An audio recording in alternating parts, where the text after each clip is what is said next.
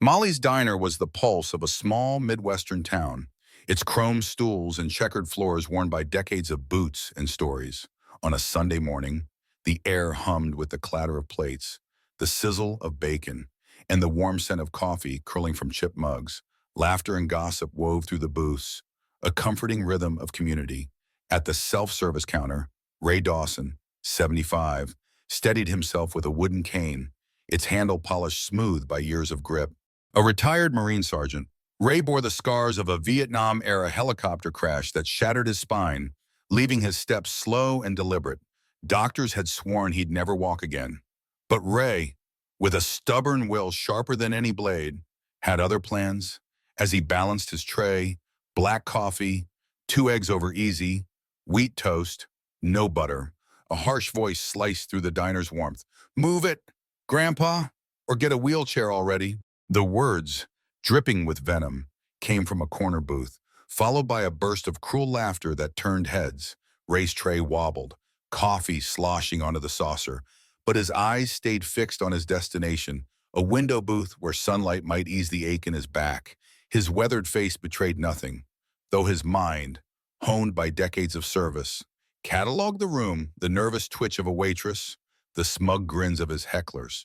In the shadows, unnoticed, a figure in a crisp suit rose, hands clenched, eyes burning with purpose. Ray moved with calculated precision, each step a defiance of pain and doubt. His flannel sleeve rode up, revealing a faded Marine Corps tattoo on his forearm. The ink blurred but proud, etched with 1972. It was a relic of a past he rarely spoke of, noticed only by Ethan, the teenage busboy who paused mid-wipe to stare. To Ray, carrying his tray was a mission, like the ones in Vietnam where focus meant survival. He'd faced worse than mockery enemy fire, months in a hospital bed, the weight of memories no one here could fathom. Yet the laughter stung, a reminder of how the world sometimes saw him not a Marine, but an old man, frail and forgettable. His inner monologue was a battlefield of discipline and vulnerability. Let them laugh. Don't give them fuel. But a quieter voice crept in. What if they're right? What if I'm just this? The booth was his objective, a sanctuary where he could sit, eat, and let the sunlight dull the pain that never left. Jenny, the hostess, gave him a warm nod. "Morning, Sergeant Dawson. Your usual's ready," she said, her smile a lifeline. Ray's voice was low, steady. "Appreciate it, Jenny." Ray's routine wasn't just habit, it was a ritual born after his wife, Clara, passed 5 years ago. Shed loved Molly's, always saving him the window seat for its view of the town square. Coming here was Ray's way of keeping her close, a detail Marissa knew but never shared, adding depth to his presence. The heckler's cruelty, then, wasn't just an attack on his pride, but a desecration of that quiet memory. The voices from the corner booth grew louder. "What's this?" "A veterans discount parade." The speaker, a wiry man in a neon fishing shirt, leaned forward, his smirk wide. His friends chuckled, their beers clinking despite the early hour. Ray's hand tightened on his cane, his sharp mind already dissecting their bravado. In the far corner, the suited figure's gaze intensified, a silent vow that this moment would not go unanswered. The corner booth was a clash of neon and arrogance, its 4 occupants out of place in Molly's understated charm, their fishing tournament shirts, gaudy orange and green, plastered with sponsor logos, screamed outsider. The ringleader, Chad, a 30-something with a sunburned neck and eyes too sharp for his lazy drawl, leaned back, a beer bottle dangling from his fingers. It was barely 9 of Shaw, but the group's laughter had the loose, reckless edge of a morning buzz. "What's this?" "A veterans discount parade," Chad jeered as Ray shuffled past, his cane scraping the linoleum with a faint, rhythmic tap. The words carried, meant to wound, and they did. Heads turned, then quickly looked away. Ray's tray trembled as he navigated the aisle, his weathered hands gripping the edges to keep the coffee steady. Each step was a battle against the pain that flared up his spine, a reminder of the shrapnel still lodged there from 1972. His mind framed the task like a mission: secure the booth, block out the noise. The window seat was close, its vinyl bathed in sunlight. a haven tied to Clara's memory. But Chad wasn't done. When Ray's tray wobbled and a fork clattered to the floor, spinning across the linoleum, Chad stood, his boots scuffing loudly.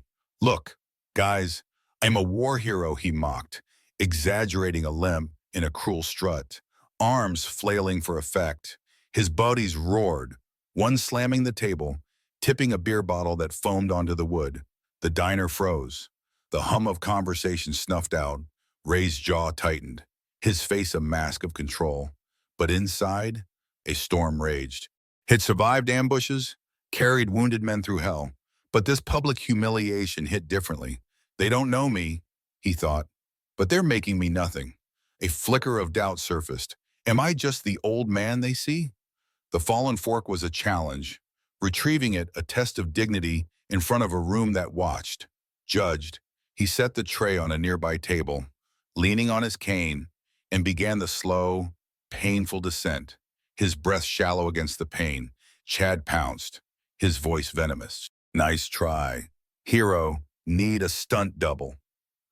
The laughter grew bolder, and Chad, fueled by the room's silence, escalated.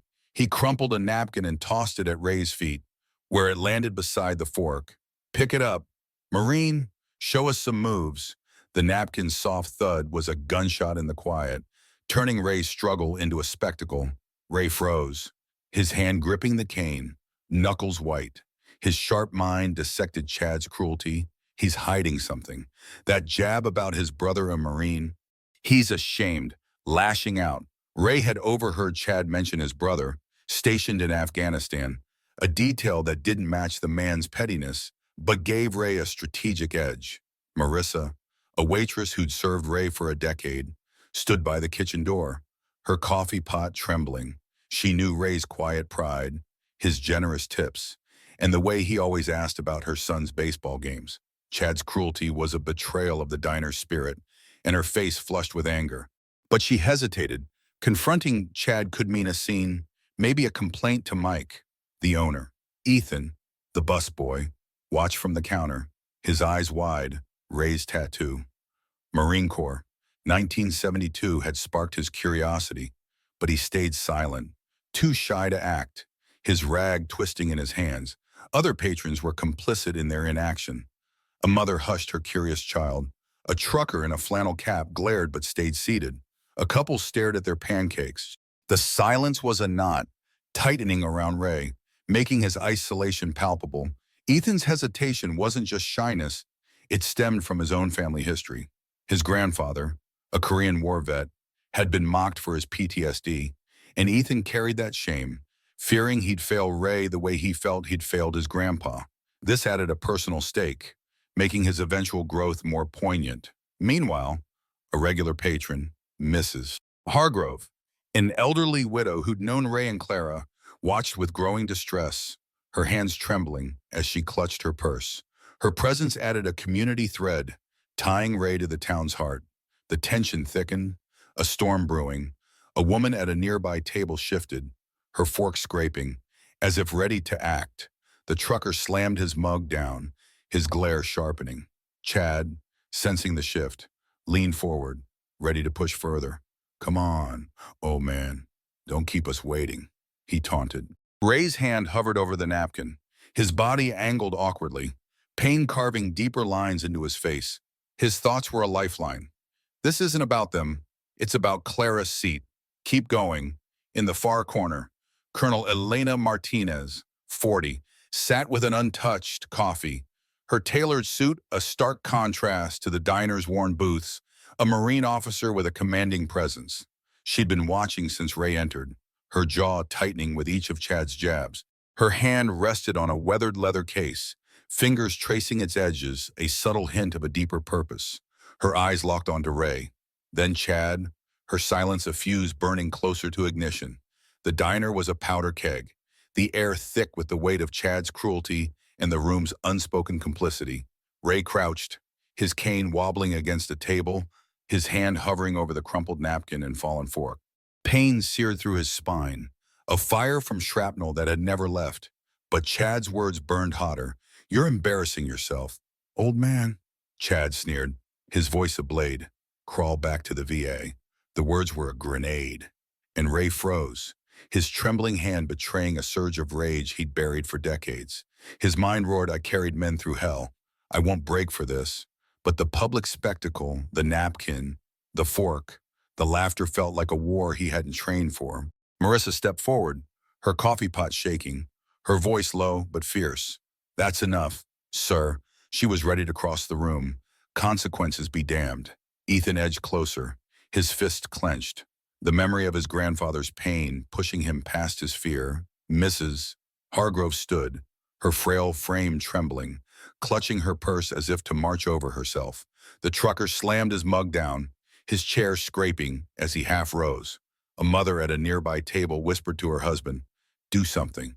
The diner teetered on chaos, murmurs swelling, glares sharpening, the tension a spring about to snap.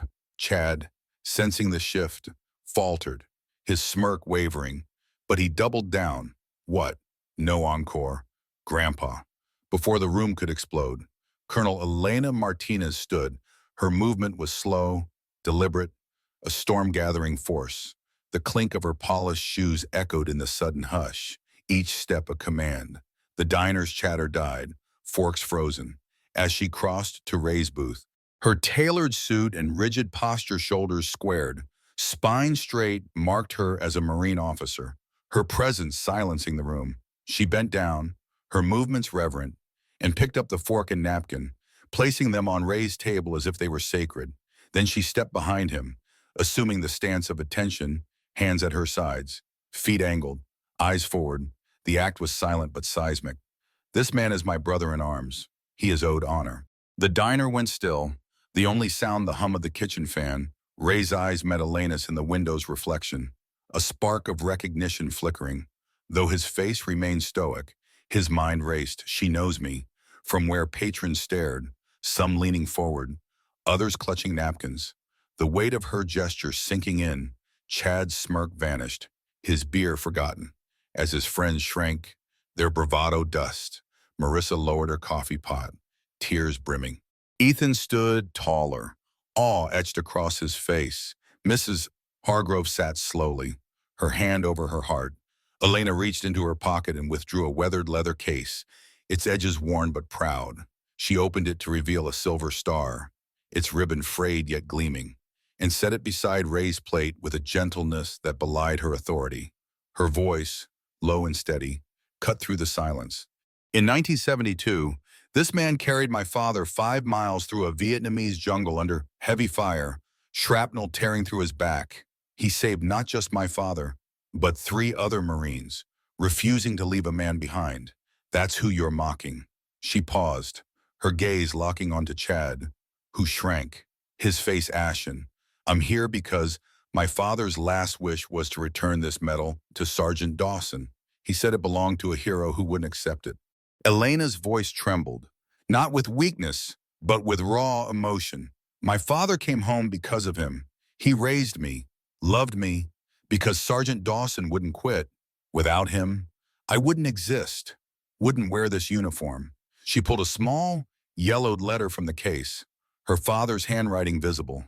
He wrote this before he died, begging me to find the man who gave him a second chance.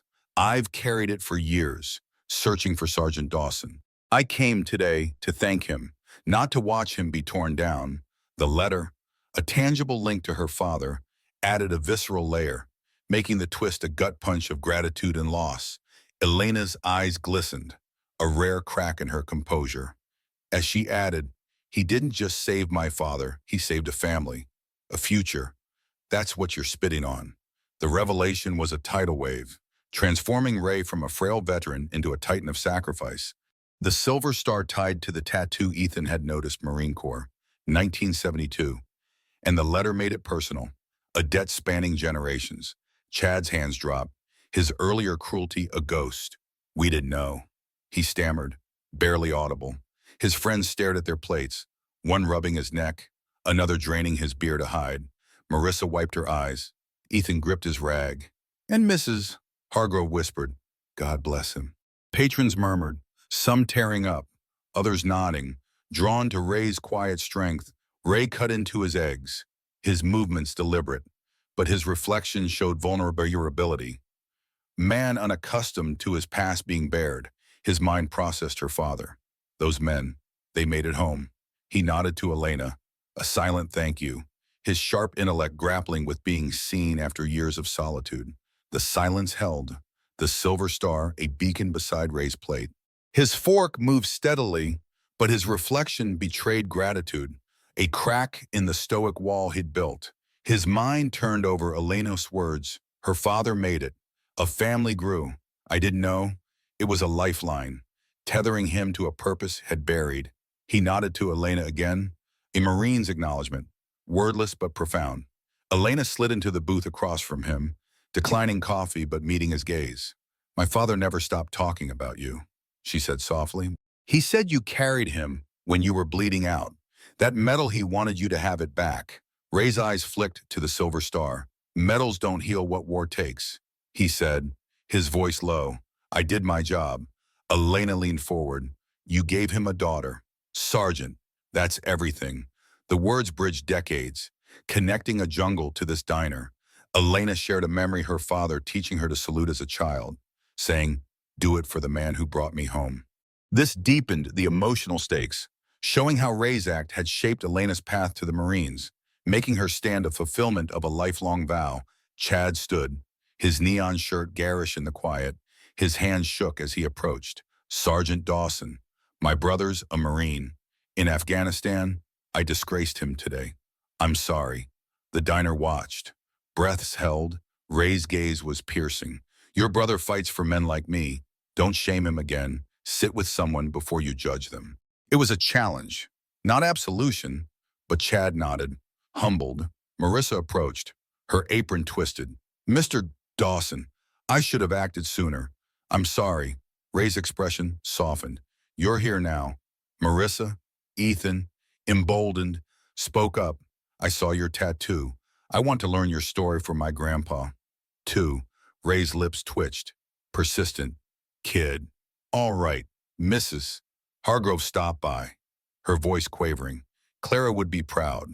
Ray, the mention of his wife stung, but Ray nodded. Touched. Mike Molly, the owner, emerged, his face tight with emotion. Sergeant, this booth is Dawson's Corner now, with a plaque. Veterans eat free on Sundays. Paid by a community jar. Ray hesitated, then nodded. If it means something. Mike addressed the room. We're not letting this happen again. Marissa grabbed a jar, labeling it Veterans Fund. Ethan announced his project to record veteran stories, starting with race. The jar wasn't just symbolic, it was Mike's redemption. Had once turned away a homeless veteran, a regret that haunted him. Naming the booth and starting the fund was his way of making amends, adding depth to the diner's transformation. The next Sunday, Ray found a brass plaque, Dawson's Corner, reserved for Sergeant Ray Dawson. Still standing, Chad and his group returned, their fishing shirts gone. Chad wore a Marine Corps t-shirt, and beside him stood Lance, his brother, a Marine on leave. Sergeant, Lance wanted to meet you, Chad said, humble. Lance shook Ray's hand, eyes bright. My CO showed us your Silver Star citation. You're why I enlisted. Ray invited them to sit, sharing tales of Vietnam bad coffee, poker game, survival. The table became a bridge across generations. Lance brought a letter from his CO, who trained under a Marine saved by Ray in 1972. The letter thanked Ray, revealing his influence reached modern recruits, amplifying his legacy and Chad's shame-turned respect. That night, Ray sat in his living room, the Silver Star beside a photo of Clara. His thoughts traced the day, from humiliation to connection. He'd never sought glory, but Elena's letter, Mike's plaque, and Lance's handshake showed his ripples. He wrote to Elena, your father was a good man. Thank you for giving him back. Semper Fi.